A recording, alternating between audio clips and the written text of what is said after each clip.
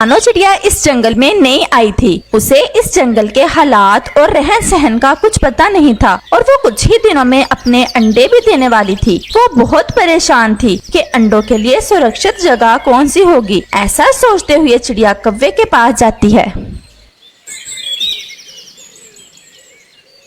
कौवे भैया, आप तो जानते हो मैं नई आई हूँ इस जंगल में, मुझे कुछ पता नहीं है यहाँ के बारे में। आप तो यहाँ के बासी हो, आप मुझे कोई सुरक्षित जगह बता दें, यहाँ मैं अपने अंडे दे सकूं और मेरे बच्चे उड़ने तक सुरक्षित रहें। तुम मुझे शाम तक का समय दो। मेरी पत्नी घोंसले में है, मैं इससे सलाह करके शाम को तुम्हें बताऊंगा। वो सामने है हमारा घोंसला। जी भैया ठीक, लेकिन शाम तक लाजमी बता देना। जरूर। इस जंगल में एक चिड़िया आई है, बेचारी वो बहुत परेशान थी। इसे कोई सुरक्षित जगह नहीं मिल रही। मुझसे पूछ रही थी, क्या तुम बता सकती हो इसे कोई सही सलाह? चिड़िया तो बेचारी होती भी बहुत कमजोर है। अगर वो किसी पेड़ पर अंडे देगी तो जो चील पहाड़ों पर रहती है वो इसके अंडे बच्चे निकलने से पहले ही उठा लेगी। देखा नहीं, इसने हमारे अंडों पर भी हमला किया था और हमने कितनी मुश्किल से अपने अंडे बचाए थे। तुम इसे बताना कि जंगल के बाहर की तरफ मकई की फसल है, वो बहुत सुरक्षित जगह है और चील भी वहां नहीं जाती और वहां पर इसके अंडे भी सुरक्षित रहेंगे। हाँ, ये ठीक है, भला हो जाएगा बेचारी का। और कौवा चिड़िया को बताने चला जाता है। चिड़िया दीदी, मेरी पत्नी ने मुझे बताया है कि जंगल के बाहर की तरफ मकई की फसल है, वो जगह बहुत सुरक्षित है। तुम वही अपना घोंसला बनाओ और वही अपने बच्चों को उड़ने तक रखो। आपका धन्यवाद, आपने मुझे बिल्कुल ठीक सलाह दी। दूसरे दिन चिड़िया सुबह होते ही जंगल के बाहर की तरफ चली जाती है।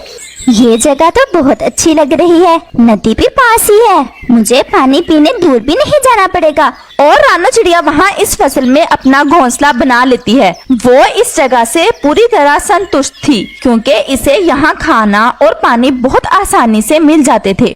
और फिर रानो अपने घोंसले में 2 अंडे देती है। रानो आज बहुत खुश थी। अब कुछ ही दिनों में मेरे बच्चे मेरे साथ होंगे, कितना मजा आएगा अपने बच्चों के साथ जंगल घूमने का।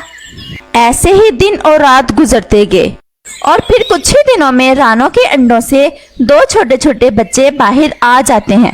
रानो बहुत खुश होती है अपने बच्चों को देखकर। अब तो सिर्फ 2-4 दिन की ही बात है, मेरे बच्चे मेरे साथ उड़ने लगेंगे। वो ऐसा सोच ही रही होती है कि कौवा और कौवी आ जाते हैं। भैया, आपका बहुत धन्यवाद, आपने मुझे बहुत ठीक जगह बताई थी। यहाँ पर दाना और पानी भी बहुत आसानी से मिल जाता है और वैसे भी ये जगह बहुत सुरक्षित है। लेकिन रानो, एक बुरी खबर है तुम्हारे लिए। क्या हुआ कौवे भैया, जल्दी बताओ, मुझे बहुत फिक्र हो रही है। क्या बात है? तुम्हारे बच्चे तकरीबन कितने दिनों तक उड़ना शुरू कर देंगे? 3 दिन। अभी 3 दिन तक मेरे बच्चों के पंख इस काबिल हो जाएंगे कि वो उड़ सके। फिर तो बड़ी मुसीबत आन पड़ी है। मैं कल ही गया था पास वाले गांव में, मकई तैयार हो चुकी है और किसान किसी से बोल रहा था कि कल कटाई शुरू करनी है फसल की। नहीं कौवे भैया, मेरे बच्चे तो अभी उड़ भी नहीं सकेंगे। अगर फसल कट गई तो मैं क्या करूंगी? मेरे बच्चे तो मर जाएंगे। आप मुझे कोई उपाय बताओ। तुम यहीं बैठो, मैं किसान के पास जाता हूँ और उसकी मिनती करता हूँ कि वो सिर्फ 3 दिन रुक जाए और फसल ना काटे। वो मान जाएगा क्या? देखो, ये तो जाग